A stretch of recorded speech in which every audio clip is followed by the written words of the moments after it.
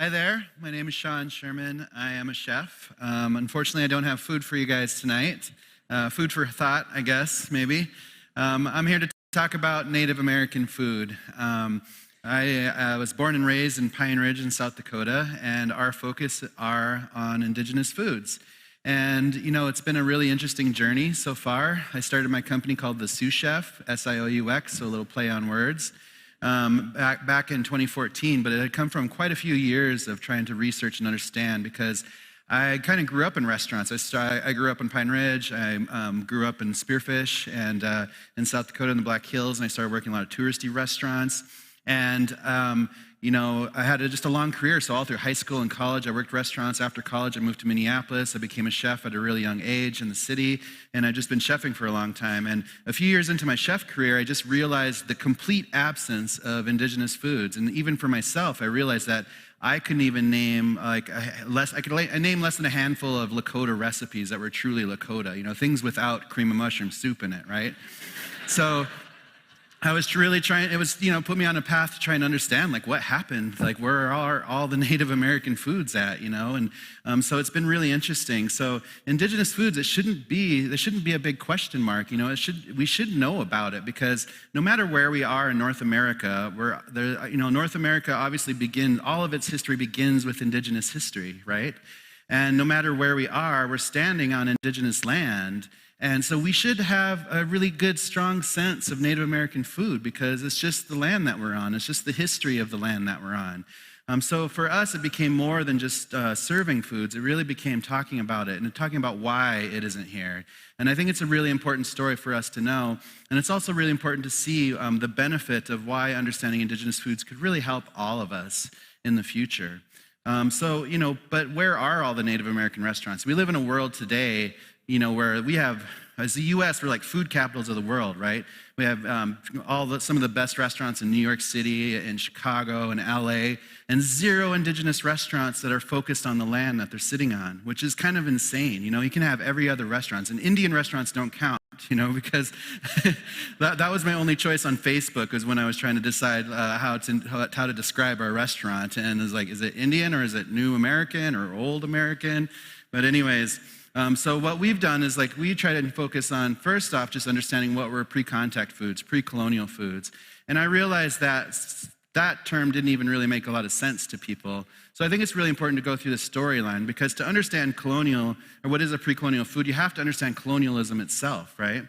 And to understand colonialism, the easiest way is just to Google it. So if you Google the word colonialism, you'll get a definition. It's a policy or practice of acquiring full or partial political control over another country, occupying it with settlers, and exploiting it economically. And this is something that's happened not uniquely here. It's happened all across the globe.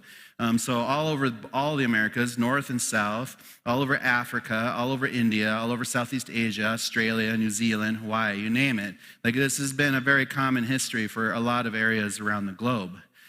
For the U.S., which is our focus because we're right here smack dab in the middle of the United States, it's really important to understand the history because the U.S. did a really good job of kind of, you know, smudging its history a little bit. So if you're going through high school, the history that you get on indigenous peoples probably isn't the best history. So you really should read a little bit more about what really happened. So let's just start with Manifest Destiny, which is really kind of something that was born from the idea of what was originally Doctrine of Discovery, which basically gave European powers their own rights to say if we discover it, then we own it, right? But that policy doesn't really work that well because if you go into an Apple store and you discover a brand new MacBook, most likely you're not going to have the rights to walk out the door with it. But a lot of our policies and a lot of our country, like our country was built on this notion that we just have this right to everything, right?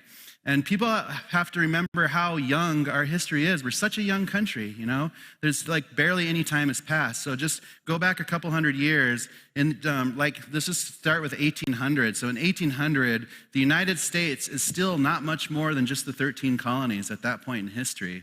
And it's the 1800s that are the most deadly century for indigenous peoples. So a lot of really bad things happened during this time period.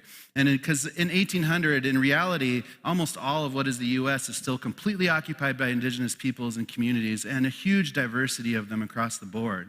even despite European powers having big land claims. France has this big section, and Spain's got big chunks, and England is holding on to chunks, and Russia's coming in, and there's all sorts of just big land grabs happening. But in reality, it's the indigenous communities that have always been there. But this century is a mass century of change, So during this time period, things move really fast. So this is just a really tough time. And for me, this is my great-grandfather's era, because my great-grandfather was born in the late 1850s. And during his lifetime, he sees so much change so quickly. He sees so many battles between the Lakota and the U.S. government. He sees the Battle of Little Bighorn when he's 18 years old during the battle on the Lakota side. He sees his kids having to go to boarding school, cut their hair, learn to speak English, learn Christianity. He sees his children, some of his children even grow up to fight for the U.S. government. So such a crazy amount of change to see in one single lifetime, right? And during this time period, people are getting pushed around. At the beginning of that century, over 80% of that landmass was under indigenous control, and by the end of the century, less than 2%, only because of the reservation systems. And this is all just part of the story of why there aren't Native American restaurants, because we just went through a really traumatic time in history where we haven't even had the time to heal yet, let alone evolve, right, when it comes down to this. So the U.S. history, there's a lot of these big movements like the Indian Removal Act of 1830, the Homestead Act of 1862, the Indian Appropriation Act that basically said we're wards of the state, that we're not our own entities anymore. The Dawes Act of 1887. And all these pieces were very focused, and the government was really, really good at what they did, And it all starts with taking our food away from us. So the loss of indigenous food is something that starts from the very beginning.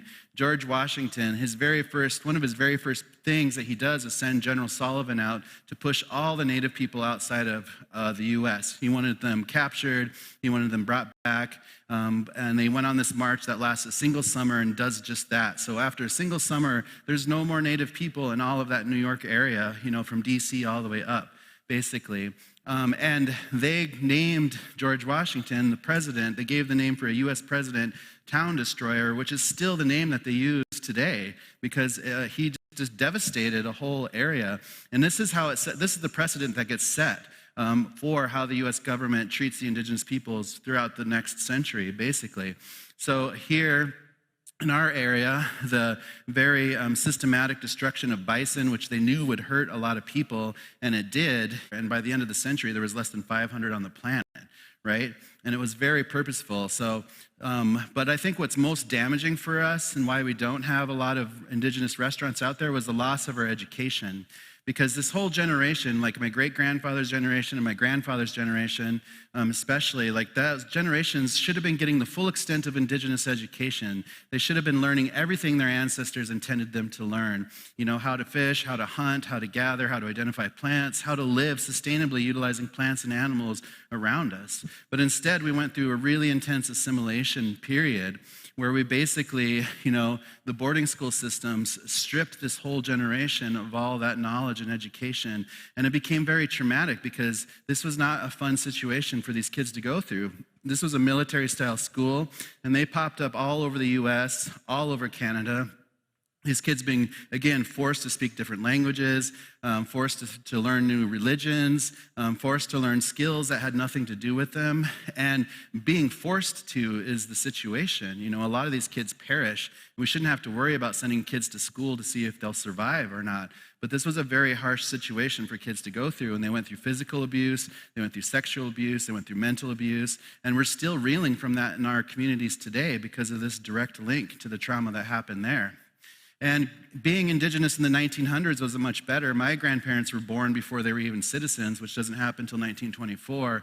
And then in the 40s and 60s, U.S. government started dismantling a lot of tribes. So over 100 tribes got dismantled so they could continue to take over more land spaces. We couldn't vote until 1965. We couldn't celebrate religions until 78, So what does it look like for me growing up in this? I was born in the mid-70s and growing up in post-colonial America. America? Like, what kind of foods was I eating? And I get to ask that a lot because people in the media are always like, you're Native, like, what kind of foods you grew up with? Because they want to hear a cool story, like, oh, I'd get up in the morning, take down an elk with a slingshot I made, and have a big family feast, you know? But that wasn't the reality, you know, because like I grew up with the commodity food program because we were poor like a lot of people on the reservation, and it's just the way it was. And we didn't even have the pretty cans when I was growing up. We just had, you know, these like black and white cans, just beef and juices, and that's dinner, you know, and that sucks. So, and Indian tacos, you know, like even when I was a kid, it's like, why does our Lakota food taste like Mexican food? You know, it didn't even make sense to me at the time. But like, because we could do better than this. There's so much more to learn and more to offer with indigenous foods. So I think it's really important to understand what indigenous foods are. But first you have to understand just like how diverse our nation is. Like we're so diverse. There's all sorts of plants and animals out there. And when you layer indigenous peoples on it, you can see so much amazing diversity, you know. This is a language map. So just look at all those huge color blocks. And within those color blocks, there's all sorts of diversity within those too, right? Still today, we have 634 tribes in Canada, 573 in the US, and 20% of Mexico identifies as indigenous. So there's an immense amount of indigeneity out there today, and we should be celebrating that diversity because it's awesome. You know, just compares colonial settler states to indigenous territories, and you can see that diversity. So it should change everywhere we go. You know, the US, the food system shouldn't just be hamburgers across the board, or in Canada, it shouldn't just be poutine. You know, we could do so much better describing our foods, right? And so we have to really focus on indigenous education because it's important for us to learn. So when we're looking at indigenous education, it's a study of all these pieces: wild food, permaculture, native agriculture, seed saving, seasonal lifestyles, ethno-oceanography, hunting, fishing, whole animal butchery, mycology, salt, sugar, fat productions, crafting, land stewardship, cooking, metallurgy, indigenous histories, traditional medicines, food preservation, fermentation, nutrition, health, spirituality, gender roles, sustainability. All of that stuff is really important education that we need to learn. You know, so let's just break down some foods real quick. Like proteins are easy. We learn about how natives were able to use every single part of a bison, right? But that's just because we didn't have the privilege to be wasteful. We figured out how to be resourceful with everything that we had, and we treated everything like that, right? But basically anything moving around is literally game, right? And we cut out beef, pork, and chicken because those animals didn't exist here, and there are other animals to eat out there that aren't those three. So there's just a ton of stuff out there, and you shouldn't be afraid of something if it's not a cow, a pig, or a chicken, you know? Because there's a lot of cool foods out there. And even insects, it's so normal in so many parts of the world, and it was normal here too. You know, so, but for us, our biggest love was plant knowledge because, you know, you start to learn the plants around us, you just see food and medicine everywhere. The Western diet has never really taken the time to learn this amazing biology that's around us and all these plants all around us, right? Because there's just so much to learn. There's all sorts of staples out there, like the timsala, which is the prairie turnip, which grows around these plains, camas root from the Pacific Northwest, wild rice from the Great Lakes, even just seaweed out there in the oceans, you know, which a lot of families were utilizing, or in the deserts where all the plants look like they want to hurt you or maim you. The indigenous peoples knew how to live with them, right? And another piece, like the domesticated piece too, with all the agriculture, it's really important because, you know, we think of this as agriculture, but we know how damaging this is, you know, and it's scary when you see headlines like, what should we do if glyphosate was found in our Cheerios? Like, you guys should be really scared about that. That stuff's really nasty, you know?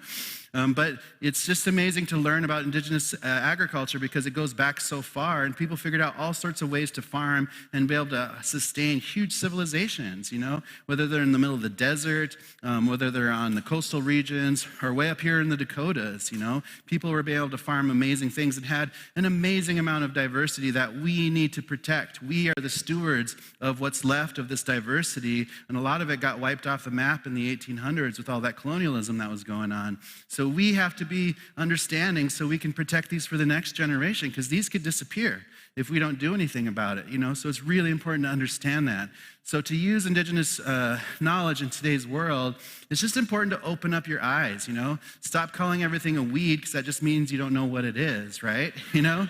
Our kids can name more K-pop bands than they can trees, and that's your fault, you know? You need to teach them things that's important, right? Because just look around, there's food everywhere. And we should be making pantries like our grandparents did and our great-grandparents. They just used the food that was around us, right? So we should just be making our own pantries that taste like where we are, what makes us unique in our own region. And that's why we should have Native American food restaurants all over the nation run by indigenous peoples, right?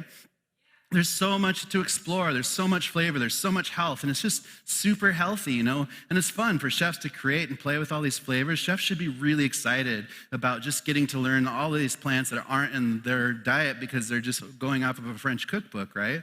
And for us, we just want to get this food back into tribal communities especially and make people healthy and happy and break a lot of the cycle of, government reliance on food and huge rates of type 2 diabetes and obesity and heart disease because of this low nutritional food base that the government's been feeding us for too long, and we just need to think about how we can adjust and make a better lifestyle. We need to use our land spaces better, right? Lawns are fucking stupid, right? We need to really do something better. We could just be growing food out there.